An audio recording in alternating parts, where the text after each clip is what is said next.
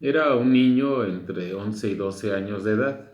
Era un niño muy travieso, era un niño inquieto, era un niño juguetón y tenía la afición de perseguir, atrapar y cazar mariposas. Y una tarde se percató de que había una mariposa de colores brillantes, de colores vivos, distinta a las demás, incluso de un tamaño superior a las que él había cazado, y entonces decidió perseguirla para atraparla. Esa tarde comenzó, sin darse cuenta, a abandonar su casa, salió por las calles empedradas de su comunidad. Todos lo miraban un tanto extrañados, pero ya lo conocían, ya sabían que era un niño que gustaba de perseguir y atrapar a las mariposas. No se dio cuenta que dejó la comunidad y se internó ya en la parte del campo, en la parte del bosque, en la parte de los ejidos, en despoblado, en prácticamente lotes baldíos, y se fue alejando poco a poco de su pueblo y de su familia. Pasaron los días, pasaron las semanas, los meses, los años y las décadas. Hasta que una tarde, ya con sed, pues decidió buscar un río, una pantle para saciar la sed que ya tenía. Su sorpresa fue que al reflejarse en el agua, al ver su rostro en el espejo del agua, pues se encontró con un hombre encanecido, un hombre con arrugas, un hombre mayor, un hombre que ya no reflejaba al niño que había sido. Preocupado, pues decidió regresar a su casa con su familia y emprendió el retorno, preguntando a los vecinos, preguntando a las personas con las que se encontraba. Le fueron dando referencias del lugar que él pues tenía en mente regresar. Ya incluso en la entrada de la nueva comunidad, pues muchos no conocían a la familia por la que él preguntaba, pero poco a poco le fueron proporcionando datos de sus padres, de sus abuelos, de sus hermanos y hermanas, hasta que logró llegar a lo que había sido su casa.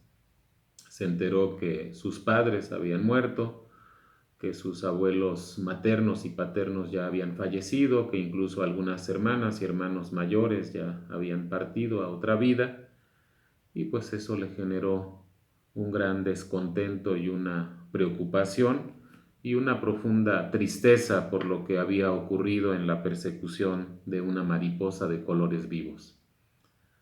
Sus hermanos sobrevivientes lo abrazaron, lloraron en torno de su persona, le preguntaron que qué había hecho todo ese tiempo, qué había ocurrido, por qué se había alejado de esa manera de su familia, de las personas que lo querían, lo amaban y lo respetaban. Y pues él, desconsolado, les dijo que su intención era perseguir y atrapar a una mariposa de colores extraordinarios y que se había extraviado en esa intención de cazar a la mariposa. Este cuento se llama El niño viborón. Es un cuento de la infancia que nos contaba mi abuela materna, a mis hermanos y a mí. Es un cuento de su autoría porque mi abuela era muy creativa y tenía una imaginación muy fina. Ya en las clases presenciales les contaré este cuento completo. Lo hice en su versión corta. Y pues bueno, buenos días a todas y a todos. Es un gusto saludarlos por este medio. Esta semana vamos a estudiar el tema que lleva por título Es la hora de una charla conmigo mismo. El aprendizaje esperado es el de reflexionar en torno del conocimiento personal de uno mismo. Vamos a hablar de una ventana denominada ventana de Johari y sus 4 cuadrantes. Los autores de esta herramienta de autoanálisis son Joseph Clough y Harry Ingham.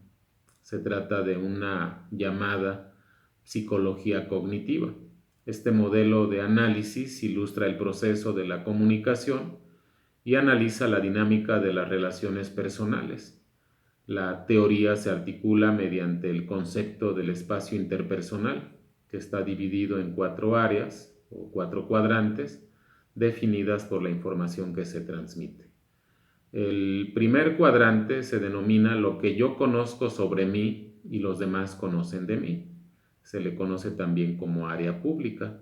Esto quiere decir, como ejemplo, que yo comparto historias, comparto anécdotas, tengo una expresión de mi personalidad que los demás conocen y que yo también.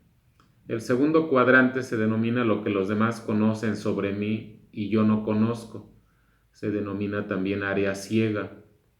Esto quiere decir que muchas veces las personas conocen aspectos de mi personalidad que yo desconozco o que no quiero ver, que tal vez soy un tanto enojón, que me irrito con facilidad, que puedo estallar en ira, pero que yo desconozco, que no quiero ver en mi personalidad, pero que los demás han tomado nota y se han dado cuenta de ese rasgo. El tercer cuadrante es lo que conozco sobre mí y no cuento a los demás.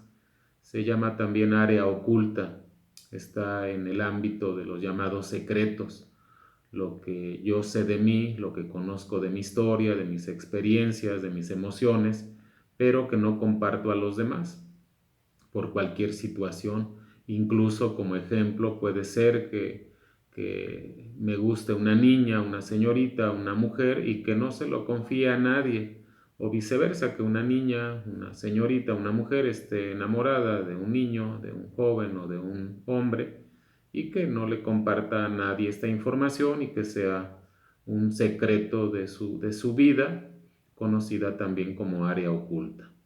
Y el cuarto cuadrante se denomina lo que ni yo ni los demás conocemos sobre mí. Se llama también área desconocida.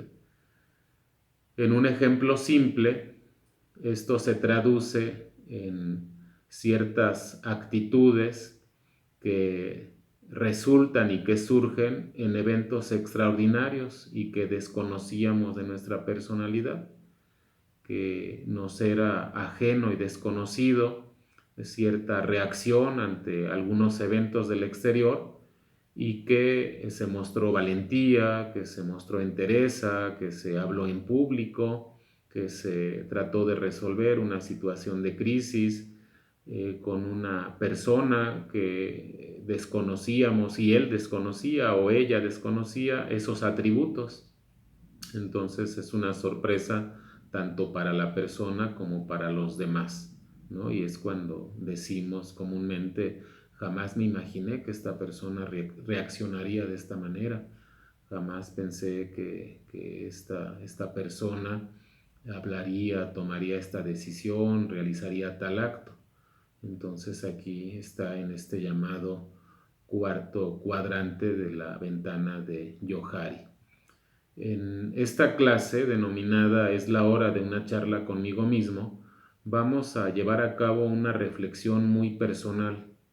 Hablamos de los demás, estamos al pendiente de lo que ocurre en el exterior, estamos al pendiente de los programas de televisión, estamos al pendiente de situaciones que muchas veces no están en nuestras manos y nos olvidamos de nosotros mismos. Conocemos la vida de los demás y hasta nos gusta hablar de los vecinos y de las vecinas. Ocupamos el tiempo viendo historias de otras personas en las telenovelas, en las series, en los programas, en las competencias, en actividades de tipo recreativo y nos olvidamos de nosotros mismos. En esta clase vamos a realizar actividades y ejercicios que nos lleven a mirarnos a nosotros mismos frente a este espejo simulado y que empecemos a conocernos, que empecemos a revisar los alcances que tiene nuestra personalidad, nuestra forma de pensar, nuestra manera de ver el mundo, incluso nuestros miedos, nuestros anhelos, nuestros sueños, nuestros proyectos, y que empecemos a conocer rasgos y aspectos de nuestra personalidad con la finalidad de o fortalecerlos o bien transformarlos. Esta es la intención de esta clase, de esta explicación. Escúchenla con atención desde el cuento inicial hasta los cuadrantes de los que hemos hablado, para que una vez que revisen las actividades en la secuencia didáctica, se les facilite su aplicación o su realización. Yo les agradezco el que me permitan ingresar a sus hogares a través de este medio, a través de estas plataformas digitales. Soy el profesor Alejandro López. Un saludo para ustedes y para sus familias y hasta luego.